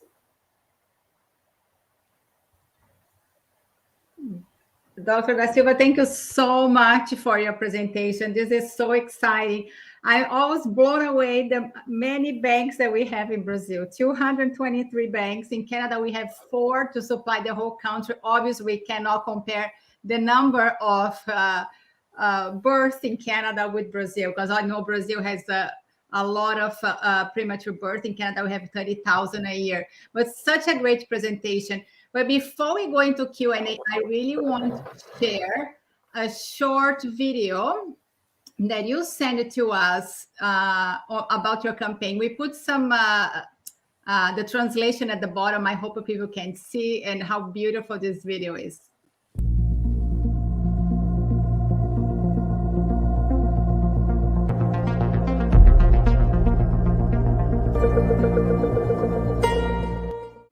El doctor me decía, trae tu leche, saca la leche a la doctora. Entonces yo me iba y no había caso. Sacaba, pero sacaba muy poco, no tenía leche. Entonces la doctora me dijo, no te preocupes, acá nosotros tenemos un banco de leche. Acá hay madres que dan leche. Entonces yo me quedaba un poco más tranquila, porque era todo un tema de que mi hijo, com todos os medicamentos e todo o que tinha que passar, também se tinha que alimentar. Eu fico imaginando, eu gosto de imaginar que eu não estou não só salvando vida, família, mas também de repente eu esteja salvando a minha futura nora. Eu sempre digo isso. Gente, eu não sei se lá na UTI tá a minha futura nora, o meu futuro genro, se está o melhor amiga da minha filha, o melhor amigo do meu filho, ou alguém que talvez um dia vai salvar a vida do meu filho, né? Porque dali sairão médicos, sairão dinheiros, eu não sei. Mas eu sei que isso é muito forte em mim e eu não abro mão. A sua pequena ação, ela transforma, é o impacto de uma coisa gigantesca transformando vidas. É o amor na sua forma mais singela, né? É a grandeza de você fazer uma coisa pequena e ela se transformar em algo grande, que é uma vida, é uma história, é uma família. Então é isso. I really love this video. I think the full video is on your website. It's a full, I think, 2 minutes. We had a short clip because it's such a powerful video and her words are so powerful for the mom who received, but also to from the donor. It's so incredibly powerful, and congratulations to create those campaigns. I think it's so important for us to promote the benefits of breast milk, but also how important it is for people to donate to help other families. I think my question to you, Daniele, we discussed before this presentation today, and you really talk about how Brazil supports the donors. Talk to us a little bit about that. You talk about the collection centers, how you teach and care for the donors. Yes. Thank you. Fabiana. All human milk banks has this line of support. So we begin, like I said, the support in the pregnancy time. We do groups with moms. Now we're doing this by internet because we can't share the same space, but we're doing this group with mothers, a professional together, doing all information about how is breastfeeding, the care in the breastfeeding times, solving all doubts that this mom has, the myths that they have always. The old people said things that we said, okay, it's okay, this is not okay. So we help with information when she's pregnant. After, when she came to the hospital to having a baby, our professionals are together teaching how to put the baby in the breast and how to do the expression. And since she delivered the baby, but she still receive information till the back to work. Sometimes she's gonna need to back to work early. So she has to know how to keep the milk in home, to go to work, and the people that care the baby gonna offer this milk. And we're still doing this for all lactation periods because the mama is in home and something happens, she doesn't know how the best position, or she has an engorgement, she has mastite. She can go to the human milk bank to solve this problem, to share these doubts with a professional, or even by telephone or even by internet. She can looking for help. So it's more than just support the donor. It's really to support the parent to just deliver the baby throughout the lactating process. Yeah. The donor, to be a donor is a second step. Mm-hmm. The most important for us is that this mother can keep the lactation exclusively till 6 months and continuing after this. This is when I show you all less than half mothers that be supported, be assisted, being a donor. But the most important for us that these mothers breastfeeding a baby. Absolutely. Dr. Duran, back to you. This is World Breastfeeding Week, and we heard from Dr. Ing, our first speaker of the day, talk about NEC and how important it is to breastfeed. You talk about what is happening in the world right now with the breastfeeding rates and during the pandemic. Dr. Da Silva talk about the human milk banks. what is your message today for World Breastfeeding Week, moving forward beyond this pandemic to support our babies? Thank you, Fabiana, and thank you, Daniela, for the great presentation. My main message would be that we need to move the agenda on facilitating and protecting the rights of the babies. I think the key word, as I said before, is the right. We are not talking about different possibilities. We are talking about the best option, and the premature babies are perhaps those who most be benefit. Every baby will be benefit, but premature babies will be the most benefit of providing breastfeeding, or when it's not possible, the accessibility of human milk banks. So we are talking not about different options. We are talking about the best option, and this is based on the rights of the babies, the rights of the mothers, and the rights of the families. And this is an investment for the whole life. And we are not talking about preferences and fashion or not fashion moods. We are talking about providing the best for our babies. And again, the premature babies are those who will be most benefit from promoting and implementing breastfeeding, and we need to protect their rights and their future. Absolutely. And Dr. Da Silva, your message for healthcare professionals watching us here today, and for parents who are considering whether they could donate their milk or not, what would you say to them? That all professionals could promote the breastfeeding and promote the breastfeeding donate.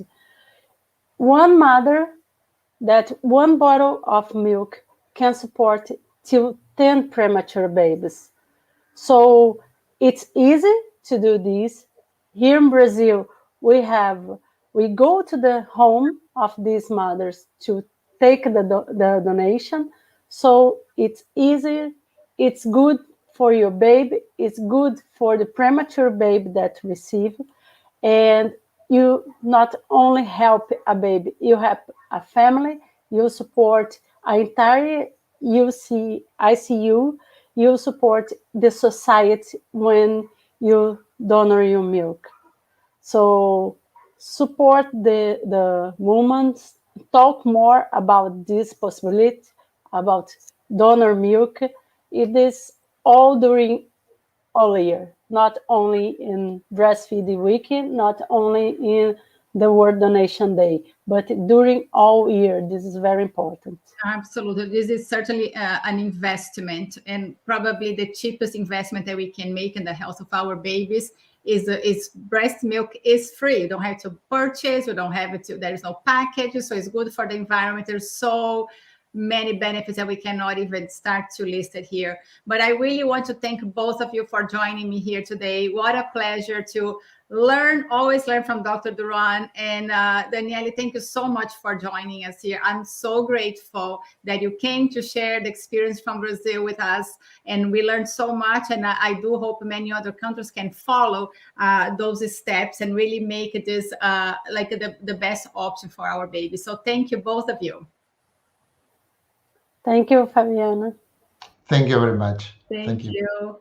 And for all of you watching us live on Facebook or YouTube, we're going to take a short break and come back with Dr. Belal Al-Sheikh talking about the powerful role of breast milk cells in preventing illnesses of preterm babies. So stay with us. I'll be back in just a couple of minutes. Thank you.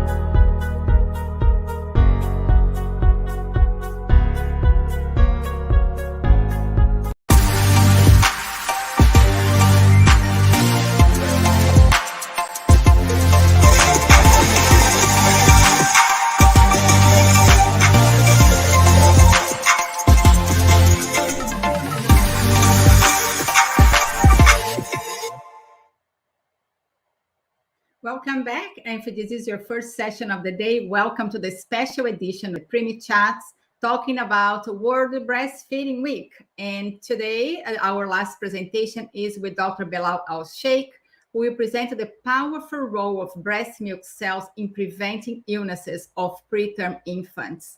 Breast milk contains special factors other than nutrients. Microbes and maternal stem cells are present in breast milk and have the power to prevent several diseases related to preterm birth. I pre-recorded this session with Dr. Al-Sheikh, a neonatologist and clinical associate professor at the University of Calgary and medical director of the NICU at South Health Campus in Calgary. Dr. Al-Sheikh co-chairs the Canadian Neonatal Gut Health of EPIC and is a founder of the Society of the Neonatal Nutrition, Gut, and Growth. I'm going to show his interview right now and his presentation. Give me 1 second. Dr. Sheikh, thank you so much for joining us here today. It is World Breastfeeding Week, and I'm very grateful that you're here to share your knowledge with us. Thank you, Fabiana. It's a great honor to present to the Canadian Premature Babies Foundation. Thank you for the work you do to help preterm baby in Canada and across the world. I am going to talk today about the powerful role of the breast milk cells in preventing illnesses of preterm infants. We'll just go over what I am going to talk about today. I'm going to touch base on the types of cells in breast milk. This includes the breast milk bacteria and how they develop in the body since birth, and also the role of these bacteria in the health and disease of preterm infants. And also we'll come after that to the breast milk stem cells, their role in the body, and how they can help prevent some illnesses and diseases of prematurity. So first, the role of breast milk. Like for ages, people thought that breast milk is mainly for nutrient, to provide like enough nutrient for the infant to grow and develop. But with the advances in technology, they found that the breast milk will help the gut also grow.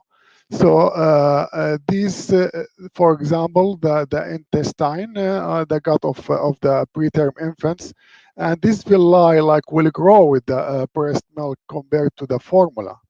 Then later on, people start realizing that breast milk has lots of immune factor that fight actually infection in infants, including, for example, the middle ear infections and the diarrhea. So if we move from that to the cells of human breast milk, there are two major types of the cells. The bacteria in the human milk basically is recently found there, and it's exciting topic, and also the breast milk cells. Here the breast milk cells comes either from the breast milk tissue or from the blood of the mom, and we'll come to that later on. So starting with the microbes, these bacteria in the breast milk. Before going there, I just want to chat a little bit about the discoveries that over the year. For example, initially people used to culture the bacteria in kind of very simple method by putting it like on a battery plate, and then they see the growth after a few days. In the last 20 years, there were lots of advances actually in how to discover this bacteria and identify these microbes, including testing the DNA for these microbes. And that resulted in a big discovery about the microbiome of the human body. So if you want to count the cells in the body of a human, these are like from brain, lungs, heart, and intestine, and the rest of the body, there are almost 10 to the power of 14 cells. But if we manage to count the bacteria in the body, this is from the whole body, on the skin and in the gut, which is the first contact between the body and the environment. And we can find almost the same number of cells of bacteria, similar to the number of our own cells. So both of them, combining both of them, will result in our body as a function body. Some people recently like to describe the microbiome of the body as the missing organs that they discovered in the last 20 years. So how we get to have all these bacteria in our body? So it starts actually even before the birth of any of us. Start during gestation, and there are many factors that can actually modify the bacteria, the amount and the type of bacteria that colonize our body. There is also the birth, gestational age at time of birth, whether the baby born premature or born at term, whether like it's the baby is born via cesarean section or normal delivery. So all these factors can contribute to the amount of bacteria we have and the type of bacteria we have in our body. And as you can see here, like the first 3 years or 2 to 3 years, or what we call the first 1,000th day of our life, it has major effect on the development of the microbiome of us. There are another actually area exciting or time exciting time also for the development that people start to focus recently is the time of puberty, but we won't touch on that. Coming to again to these bacteria, the baby will be like breastfed. Here we are just talking about the term baby, for example. The breast milk will provide the nutrient.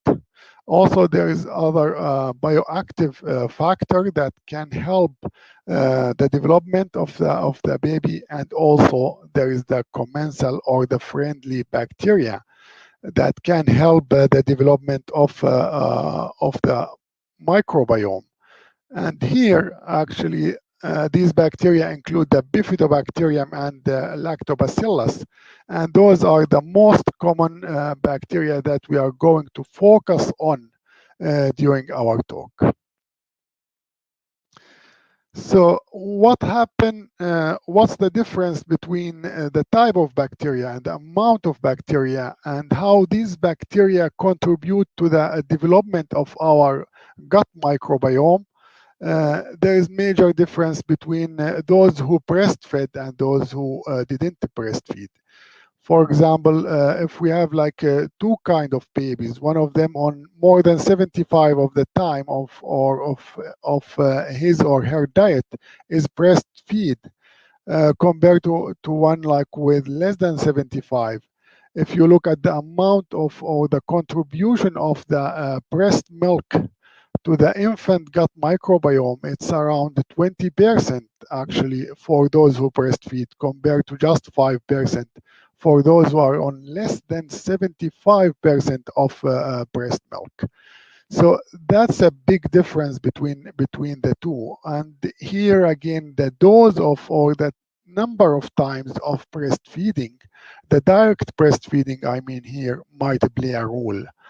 Another factor also is after birth, what happened, the development or the contribution of the breast milk to our gut microbiome is largely happen in the first 1 month of life, and basically in the first like 3 months of life. And whether this is coming from the milk itself or coming from the skin during the breastfeeding is actually a big topic. So recent advances found that the these microbes in the breast milk, whether it's on the first month of life or at 6 months of life, is actually quite different on that in the skin. Years ago, people, when they found bacteria in the breast milk, they thought it's just contamination from the skin, or the mother is sick. That's why, like, there's some bacteria there. But that's in fact not the truth. The breast milk itself has lots of at least DNA of the bacteria. Now, how this bacteria come actually to the breast milk is kind of a big mystery. But there are actually a group studying that, like how the bacteria can actually go to the breast milk and also go also to the baby inside the womb, inside the utero. So, for example, if we have a baby just born and we manage to get the first stool, there is DNA of the bacteria there. So the theory now is that there are special smart cells called dendritic cells. Those cells can actually penetrate the surface of the gut. This is between the cells, and sample the microbes from the gut, and then will transport them to the breast and also to the placenta. So that could be the reason why we find DNA of these bacteria in the breast milk and also in the amniotic fluid sometimes. So what things can actually change, or what factors can change this bacteria in the baby and also in the breast milk itself? There are several factors that discovered in many studies, as you can see here. Cesarean section can decrease those bifidobacteria, or what we call them the bifidos, and also the lactobacillus. Those are the most useful, probably the bacteria in our gut.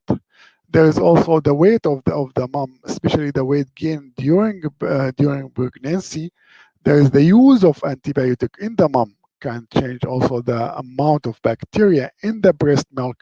If the mom is also allergic, whether it's a skin, asthma, or other allergy, it can decrease actually the bifidobacterium. Also, if the mom has like a disease in the gut, like the celiac disease, for example, also it has effect on the bacteria of the milk. So what are the benefit of these bacteria? These bacteria, the commensal bacteria, is commonly called probiotic, and there are two ways actually to provide probiotics for babies. But let us first look at how the probiotics, or how these commensal bacteria, including the bifidobacterium and the lactobacillus, how they can help the gut of the preterm infants. So the probiotic can compete against pathogens or the bad bacteria.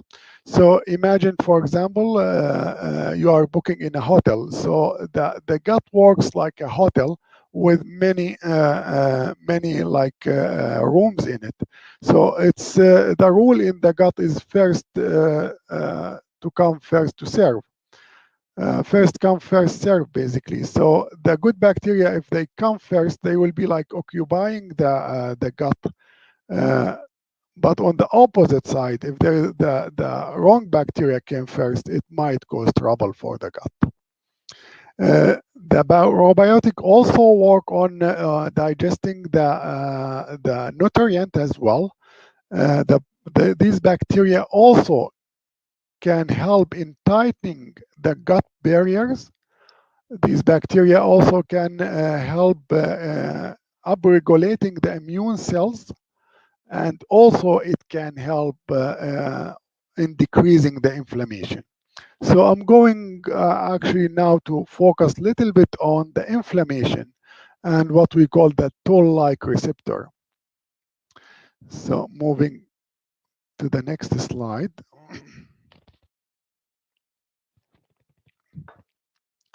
So, sorry, here is the intestine again. And here is the commensal bacteria in the intestine, and this is the intestinal surface.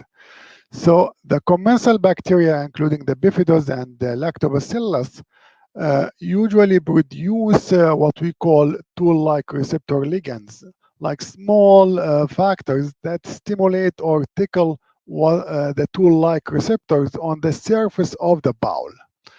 That will result in good signaling for this pathway, and that result in repairing actually if there's any damage in the gut, especially in the gut surface. If, for example, we knocked out this tool-like receptor signaling for any reason, then we end by diminished capacity to repair the intestinal surface, and also increase the sensitivity to injury in the gut. If there is no like tickling, nothing like to stimulate these tool-like receptors, then the same happen. There is decreased ability to repair the intestinal on the gut surface, and also there is increased sensitivity to injury in these guts. In these two, like last two columns here, what happened to the gut is actually can be devastating. So again, what happened, for example, if you wipe these bacteria and you stop this tickling of the gut. So, for example, by using like wrong bacteria, for example, or by allowing the wrong bacteria to colonize the gut, it's the same through the tool-like receptors. So these are the good bacteria here. If they come less, and then the junction between these cells start to be open and the bowel will be leaky. And then eventually there is inflammation will start developing, and there will be like kind of necrosis in the gut when the gut start dying. So when the gut start dying here, as you can see in those pictures, the baby will have what we call necrotizing enterocolitis. They usually like presented with severe abdominal distension and also changes in the gut and also in the general situation of the baby or the condition of the baby. And the baby will be quite sick and will need usually ventilation, fluid, antibiotic, and many other things. The estimated mortality for baby with necrotizing enterocolitis is anywhere between 15 to 30%.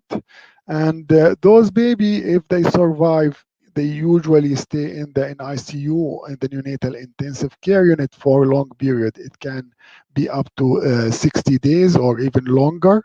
There is a huge cost to take care of these babies for the healthcare system and also the family.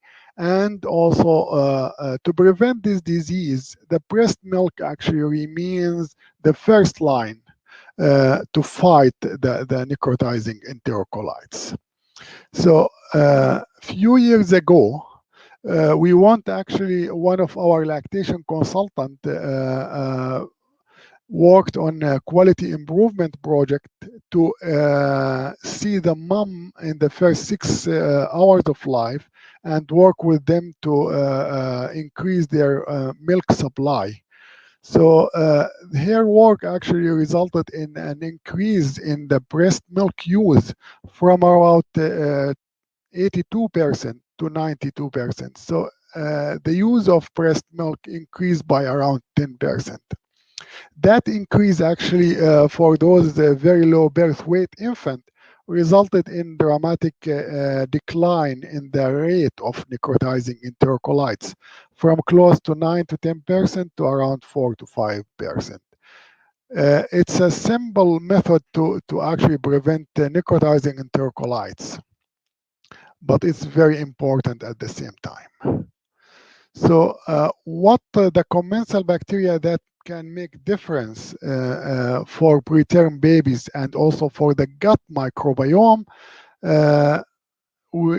there are the two we spoke about, the bifidos and also the lactobacillus. Those are in green here.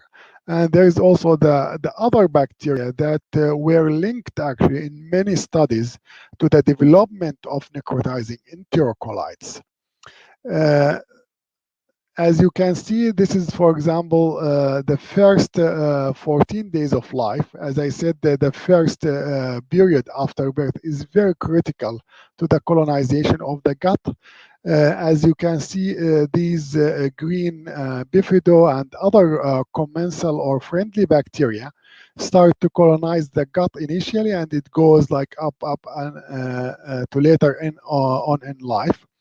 While the other bacteria, it might be actually common, especially for preterm baby at the beginning. The role of these friendly bacteria is very critical to fight the other bacteria and colonize the gut with the good bacteria. So how we can provide this bacteria? There are the two ways. Either you give this bacteria directly to the babies, by supplementation of probiotic, and again this is like a kind of network, we call it analysis, for all previous study that published very recently, but it shows actually the good bacteria used in all these studies. Here you can compare the bifidobacterium to placebo or the lactobacillus to placebo, and also the combination to the placebo. So when you see like the thick bond here, those like the type of probiotic or bacteria that resulted in good benefit. The other way of providing this probiotic actually through the breast milk itself. So there are several studies that they found these bacteria, the bifidobacteria and the lactobacillus in the breast milk. Here, for example, the bifido longum, brevi, lactis, and there is on the lactobacillus level is the other bacteria, Ramonas, rotary, acidophilus. All these actually used in other studies to provide probiotic, and many of them found good response and good effect on prevention of necrotizing enterocolitis. So in conclusion, breast milk provide high dose of probiotic for preterm infants, even if we didn't supply probiotic for these infants. So how the breast milk bacteria affect the allergy? Let us look at what happened over the years since 1930 and after. So if you look at the rate of asthma, rate of eczema, it actually increased by 2 to 3 folds between like 1950 until now. So what are the reasons behind that? There are several thoughts and several theories. The use of antibiotic, for example, the refrigeration, the few siblings in each family, and the less infection, because when you have less number of kids in the family, most likely there is less risk for infection and transmission of infection from one to another. There is also less exposure to the environment and the soil, for example. One of my actually investigator that I work with wrote a book actually on infant in general and kids. The title for that book was "Let Them Eat Dirts," basically, just to allow more bacteria or the good bacteria to colonize the gut. I'm not saying to do that, but in general, we like our kids to be part of the environment and be colonized with the good bacteria. So this is a study about promoting the breastfeeding and the effect of that promotion on the asthma and also the eczema. This is one of the big study, and it lasted for 16 years. It's called the ProBite study, a randomized study. And the whole idea was to promote breastfeeding in the first 3 months of life in one group, and the other group was control without any intervention. So the promotion of breastfeeding in the intervention group, resulted actually in lower rate of eczema, skin eczema. There was no effect on the asthma, but at least the eczema was less for those babies breastfed. This is again for term infants in general. There's just a few preterm infants in the study.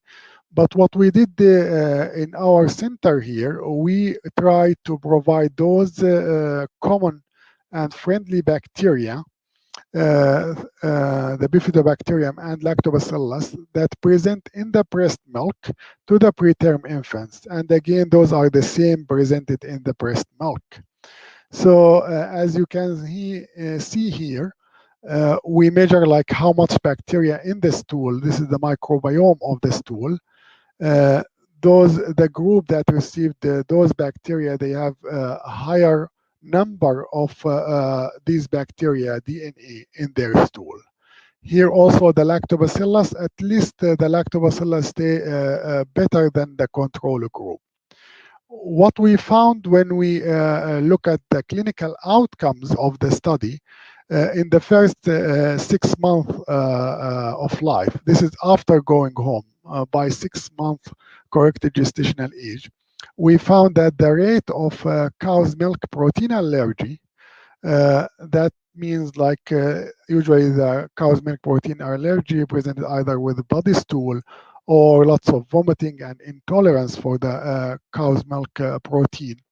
What we found, less incidence or lower rate of cow's milk protein allergy in the group of preterm infants. Those preterm infants born less than 1,000 gram, compared to the other preterm infants in the control group. And the difference was quite actually significant. Furthermore, on the study looking at the factor that actually affect these bacteria and the growth of bifidobacterium and lactobacillus, basically, what we found that the breast milk can provide actually enough probiotic for those preterm infants. It's not as the probiotics itself, but at least it provides good dose of probiotic. You see also here that cesarean section, gestational age at birth, also the use of antibiotic in the mother, all of them can have negative effect on the good bacteria. But at least we know that the breast milk can provide enough probiotic for preterm infants. Let us switch the gear now to the breast milk stem cells. First, I want just to go over what we mean by stem cells. Stem cells are special human cells. They are very common in the embryo and the fetus, and those cells have the ability to develop into many different cells, including the cardiac cells, the neurons in the brain, and many other also type of cells. What are the sources of stem cells for preterm, available for preterm infants and also the term infants? As you can see, those stem cells coming from the mom here, from the bone marrow, which is very well studied and characterized, but it's hard to get. There's also the breast milk, which is easy to obtain. There is also stem cells from the placenta, from the umbilical cord, from the adipose tissue. Those, any of them may help. How stem cells can help the body, the mechanism of action is here. It's anti-inflammatory action, and there's also antimicrobial action. There are also many other actions about the growth factor, stimulation of growth factor in preterm and term infants. But what's the benefit of those, at least in the current study? These are still like early study and basic study, but it showed some effect on the brain, like decreasing the disease, the severity, and also the morbidities of brain injury, including a hypoxic injury of the brain, stroke in the brain of term infants. Also, it can increase the incidence of chronic lung disease. It may help with that, and also the necrotizing enterocolitis. So what back to the breast milk cells, those are either, as I said before, they are derived from the tissue. This is from the milk canals in the breast, or they are derived from the blood of the mom. But both of them has good effect on the body of preterm and term infants. Initial thought and concern was whether these breast milk cells can actually cross the intestine and the gut of the body and go to the brain and other cells. Recent study actually in animals found the breast milk to be able, actually stem cells I mean here, to be able to cross to the brain, to cross to the gut and lung and liver as well. So this is the direct breastfeeding and the stem cells going actually here in this illustration to the many organs of the newborn and also infant.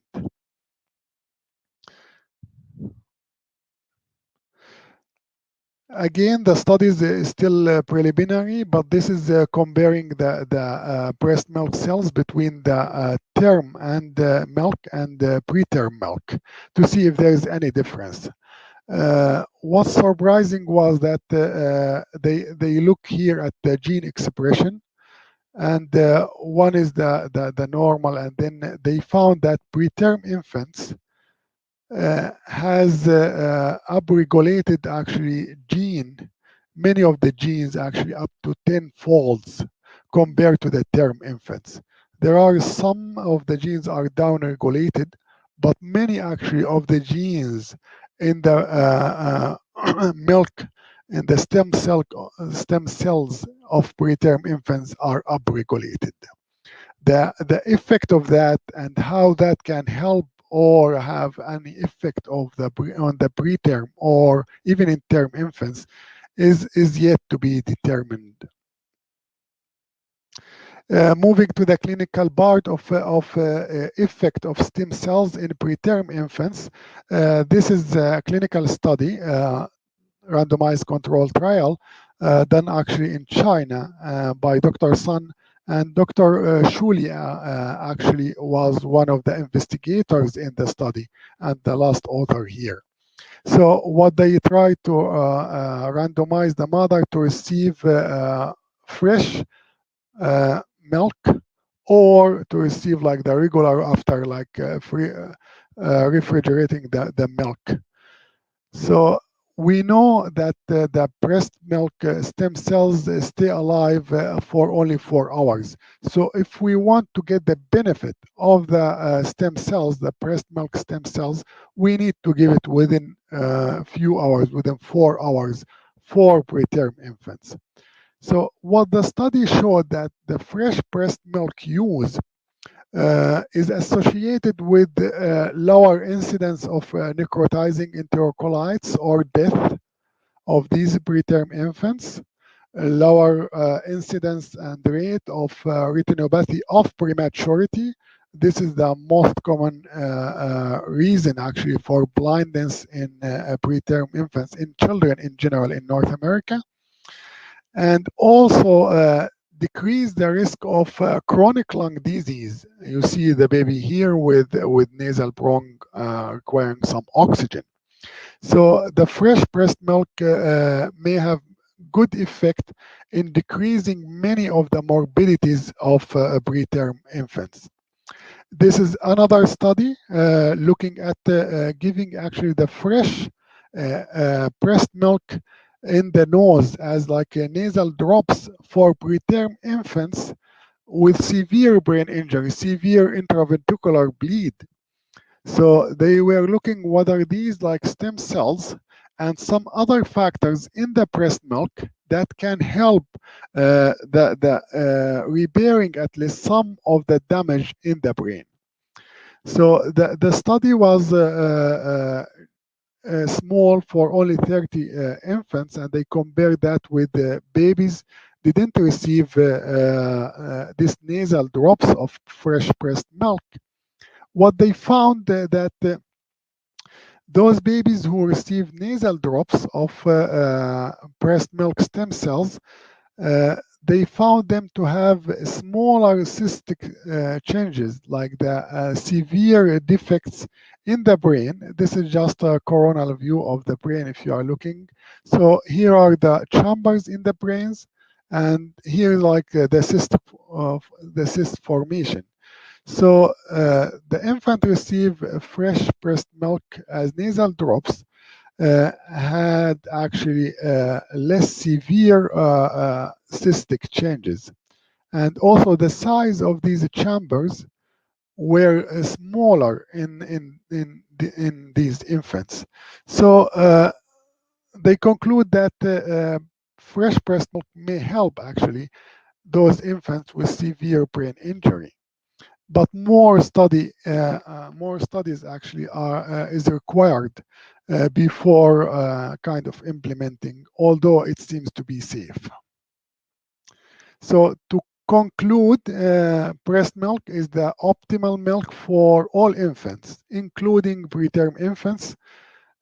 Breast milk can provide probiotics and promote healthy gut microbiome that can last for 6 months to 1 year or even longer. Breast milk is a novel, promising source for stem cells that could actually help prevent and treat several neonatal morbidities, as we saw before. And finally, there are actually need for more research about the microbiome and stem cells in the breast milk. Thank you.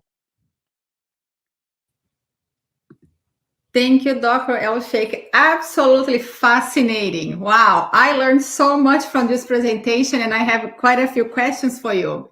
This is really incredible to see what breast milk can do. We always say breast milk for preterm babies is more than food, it's truly medicine, but really shows how important breast milk really is for all babies, but especially for the preterm. So I'm going to ask you about your last piece of the presentation of stem cells. So if you're already seeing benefits on these nasal drops on babies who have severe IVH, would this be probably, hopefully in the future, something preventative to give to all preterm babies, whether you can see on ultrasound a brain bleed or not? I would agree with you, Fabiana. The nasal drops of breast milk, it seems to be very safe, and it might help both like those babies with brain bleed or intraventricular hemorrhage, and also may also help the babies without even brain damage, because it can help providing stem cells to the brain, which can help the development and decrease also some types of inflammation. This is just one study so far done actually in this field. It's from Germany, but it's still what we call just prospective study. It's not randomized trial, so we don't have really like a good control group to compare the effect. The second part is that they use just a head ultrasound. What we usually like to see actually brain MRI to assess the difference in the brain between the group who receive or they are going to receive the breast milk stem cells nasal drops as nasal drops and the control group. But it's kind of opening actually like the light, and probably in the future we'll see more studies about this, although it seems like quite interesting, and there are some difficulty in the studies and this type of study because it's safe. So some parents, when you approach them, they may say, "Why you just don't just use it? Why we need to be like in the study?" Right. So my question to you is, what is the difference between applying the drops on the nose versus the OIT in the mouth? The nasal cavity actually is closer to the brain. So for preterm infants, if we compare them to the term infants where they are fed orally, for preterm infants, there is always like the tube going either through the mouth or the nose. So that, in general, bypassing these stem cells actually from going to the cavity in intranasal, what we call cavity, and so there will be like less cells going to the brain. The second part is also like some baby may actually get some benefit from the OIT through that way, but in general, the way that the vessels and the blood supply to the nasal cavity is little bit different from the oral cavity. So the combination, it's a great idea. The combination actually between the OIT and also like the nasal drop might generate or might result in better even benefit when you combine them is yet to be determined. We absolutely need more study, more kind of studies to prove this kind of pathway, and also whether the combination, because right now we use OIT regularly here in Canada, so whether that would help or add more benefit is needs more study.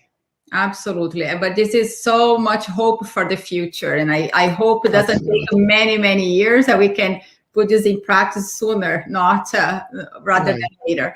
But you mentioned OIT became best practice in Canada. Is this wide available in all NICUs in Canada? Because I remember when my son was in the NICU 9 years ago, we did not have that practice yet.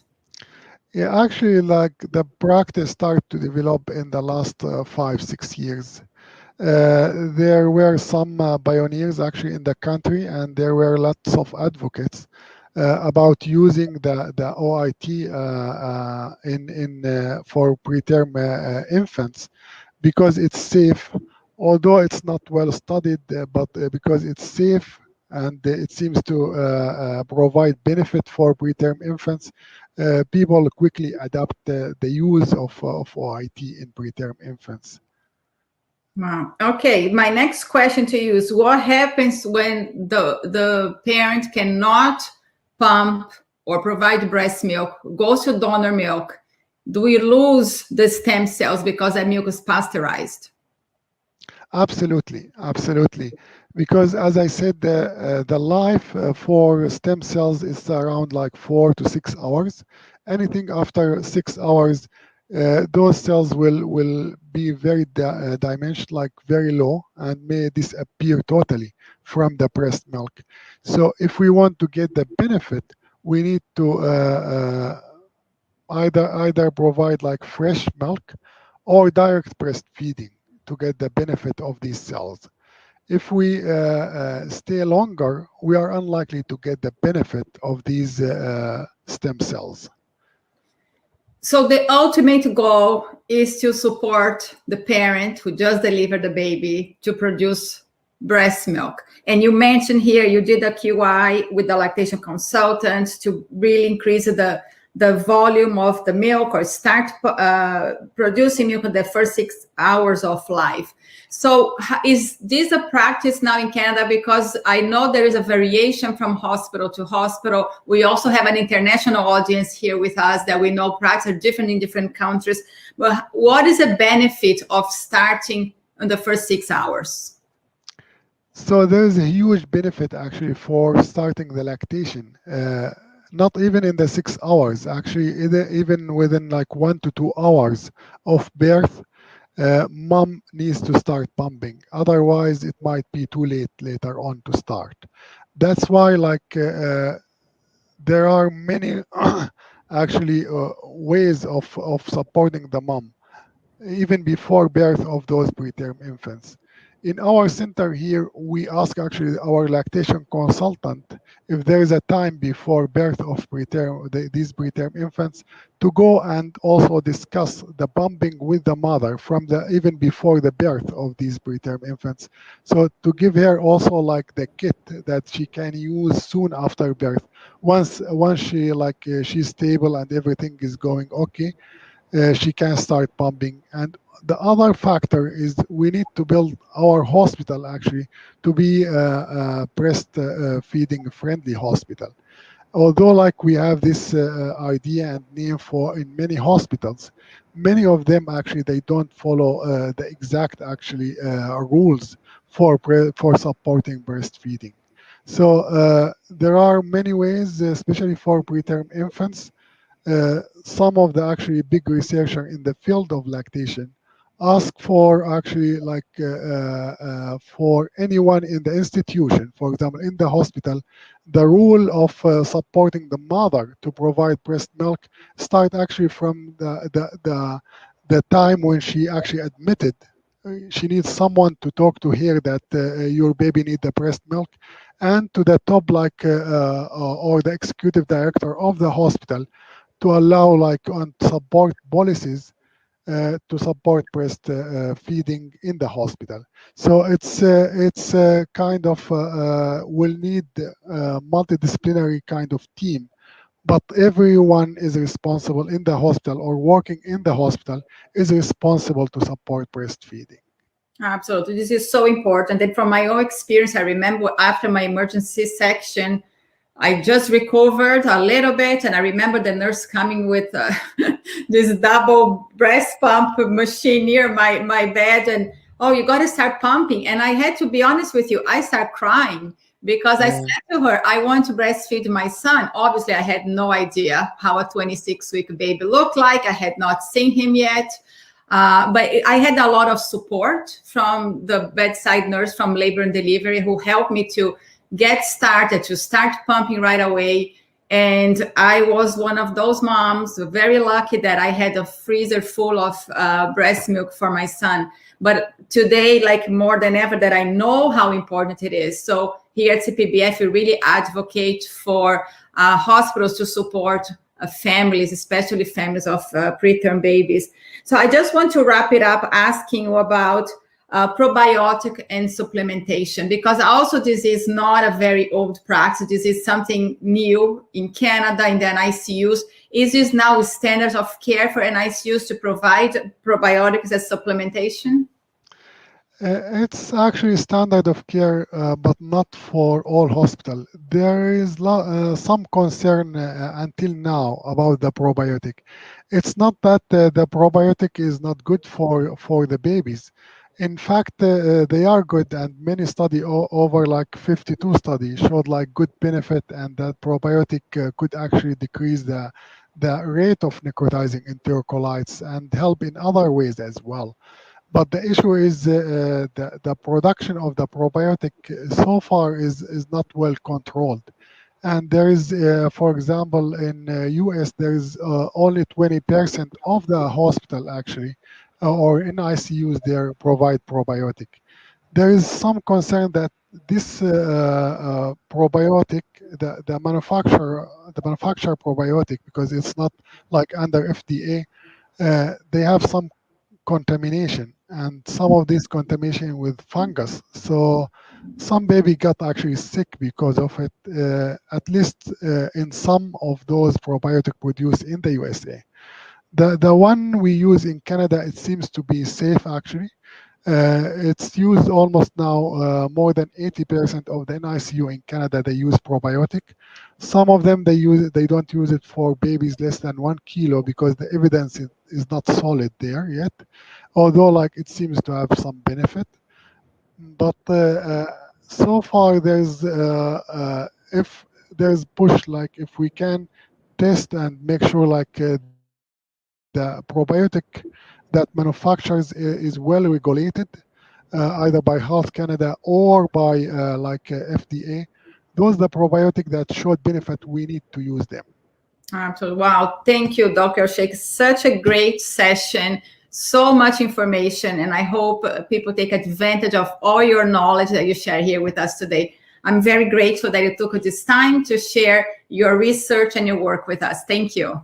Thank you, Fabiana, and thank you for all listeners as well. And thank you for the Canadian Premature Baby Foundation for the work and support you do for the babies and their families. Thank you. And to all of you watching us here today live from our YouTube channel or Facebook page, thank you so much for joining us here on this World Breastfeeding Week.